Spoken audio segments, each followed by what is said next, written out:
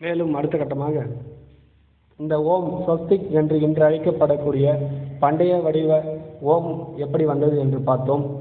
இதில் ஒரு ஓ, மற்றொரு ஓ, முட்டு எனக்கூடியும் இவையெல்லாம் சேர்ந்ததுதான் ஓம். இந்த சிம்பிள் கூட நாம் பார்ப்போம். இவற்றின் மிரர் இமேஜ் அவைதான் இவை. ஏனெனில் சிந்து சமவெளி நாகரிகத்தில் முத்திரைகள் பயன்படுத்துவார்கள். முத்திரை என்றால்